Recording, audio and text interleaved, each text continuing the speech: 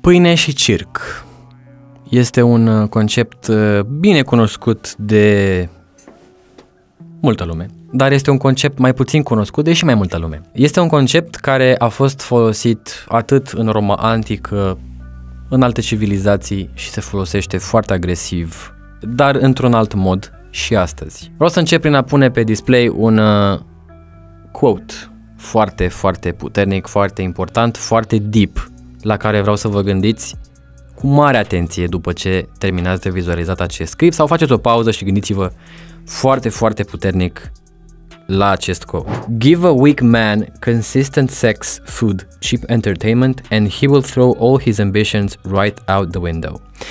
Adică, cu alte cuvinte, dă-i unui om slab sex, o locuință, mâncare bună, alcool și niște divertisment și s-a terminat. Își aruncă toate ambițiile, toate visurile, tot le aruncă pe geam, nu mai interesează absolut nimic. Este un pattern care se poate observa foarte ușor în clasa de mijloc, în foarte multe familii, în foarte multe, la foarte mulți oameni, indiferent că e vorba de România sau de alte țări. Și hai să ne gândim un pic așa, care sunt cele mai multe emisiuni la televizor? Sunt emisiuni din alea de cuplat, chestii dramatice, ceva filme, ceva emisiuni de divertisment din ăla low. Din ăla low, adică la care poate să râdă și un copil dacă se uită, știi, să nu-ți trebuiască mult creier să râzi. Fix cheap entertainment. Dacă nu sunt astea, există sporturile. Fotbal, tenis, ce vrei tu, cheap entertainment. Mă uit la un meci de fotbal, beau bere și mănânc semințe. Vin de la muncă, n-am altceva de făcut, nu mă interesează ambițiile mele, planurile mele, să ajut lumea să fac nimic. Nu vreau decât să vin acasă, să mă uit la meci, să beau bere, să ceva pe românește și să te culci. Și aia se numește pentru mulți viață bună.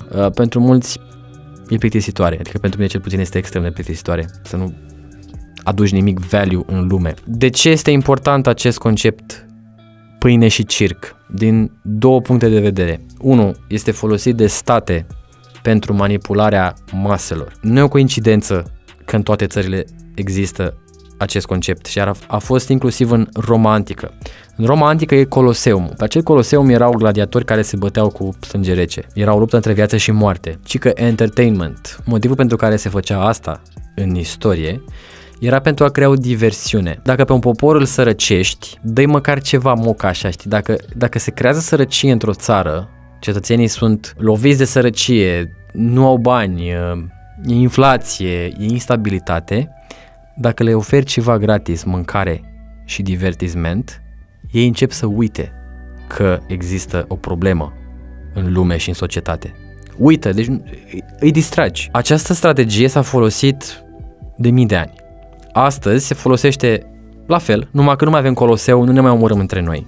Dar avem, repet, sporturi, pariuri sportive, jocuri de noroc, seriale, Netflix, care, poate fi educativ, poate nu fi educativ, depinde ce urmărești, jocuri video, social media, short content, unde răsfoiești, stai, pierzi orele, stai pe deci TikTok, Insta Reels, Shorts și ce vreți voi cu din aia de sar în cap și ce vrei tu, sunt exact exemplu perfect de pâine și circ. Plus că mâncarea de astăzi, am citit asta pentru că de curând am renunțat la o mare parte din zahărul pe care îl consum, am făcut un clip pe comunitate, pe Join, că am mai ciucurit un pic acum de curând, dar oricum am redus foarte mult cantitatea de zahăr pe care o consum.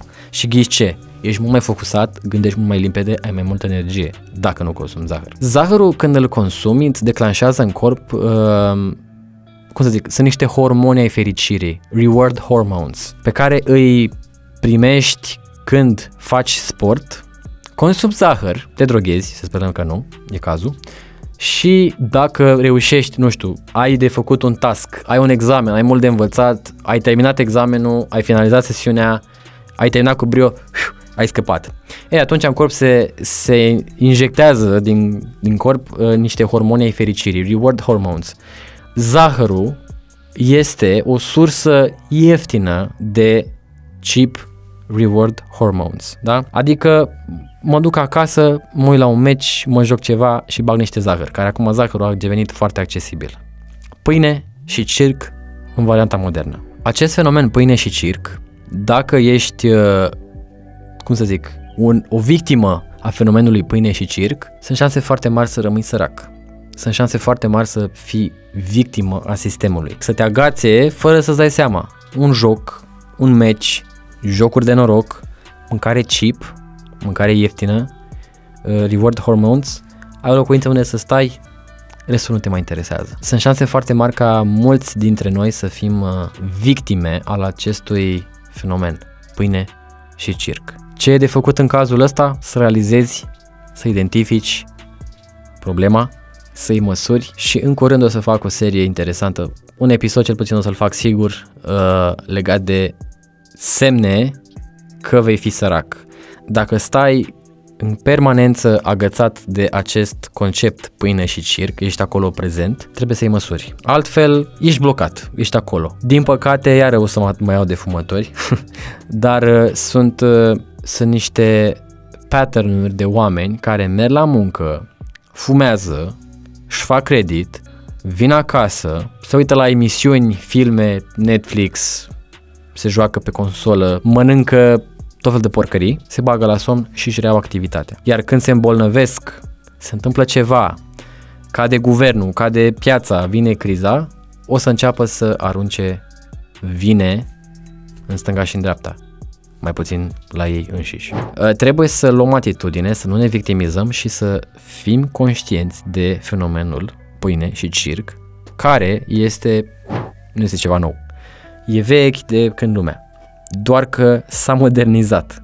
Fii atent dacă ești victimă sau nu și ia măsuri. Ne vedem în următoarele episoade.